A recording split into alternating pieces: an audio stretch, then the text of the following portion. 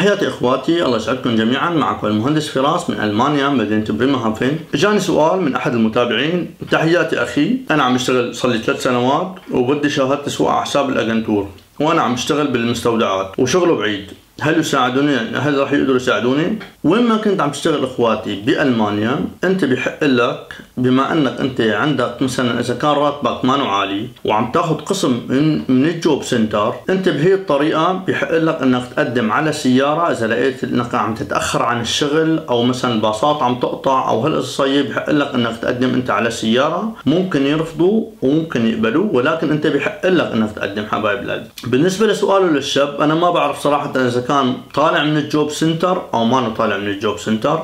في حال كنت طالع من الجوب سنتر بحق لك تقدم على شهادة تسويقها فقط في حال عطاك صاحب العمل فصل من العمل، يعني كونديغونغ، قال لك انت راح اعمل لك كونديغونغ لانه انت بحاجة لسيارة وما فيني شغلك بدون سيارة. يا اما بتلاقي سيارة بتجيب سيارة، يا اما راح وظف حدا تاني او ابحث عن حدا تاني. انت في هي الحالة فينك تبعت له ورقة الكونديغونغ للجوب سنتر وتخبره انه مثلا الشركة تبعيتي راح تفصلني، فبتمنى انه تساعدوني بحق السيارة لحتى اني اقدر كمل عملي واشتغل وهالامور هي. ففي هي الحالة اخواتي ممكن الجوب سنتر يساعدك. طيب في حال انت كنت في مقاطعات كتير بألمانيا ما بيساعدوا، ليش؟ لسبب صراحة في كتير شباب يعني عم يطلبوا شغلات يعني لازمة وما لازمة مشان ياخذوا مساعدات من الجوب سنتر او سيارات من الجوب سنتر او شهادات من الجوب سنتر وهالامور هاي، ويقعدوا وما بيشتغلوا، يعني بيطالعوا الشغلة وبيقعدوا، بيطالعوا الشغلة وبيقعدوا. فهون اكثر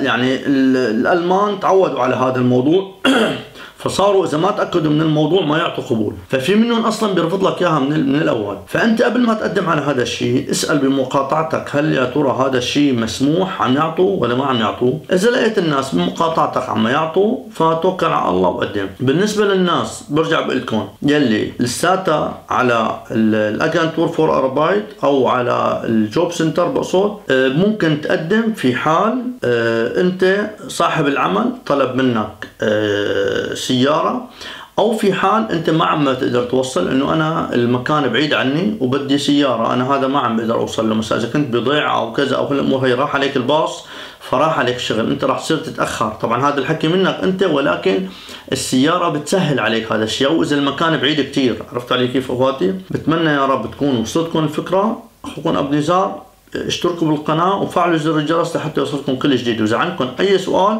اسألوني تحت بالتعليقات. وبالنسبة لاي شخص حابب يشتغل بألمانيا او عم يبحث عن دراسة او هالامور هي، فينك تعمل معي استشارة، الرابط بتلاقيه تحت الفيديو. طبعا الاستشارة اخواتي الخاصة او على الخاص، هذا الاستشارة معنا مجانية. تحياتي لكم والسلام عليكم ورحمة الله وبركاته. اخوكم ابو نزار.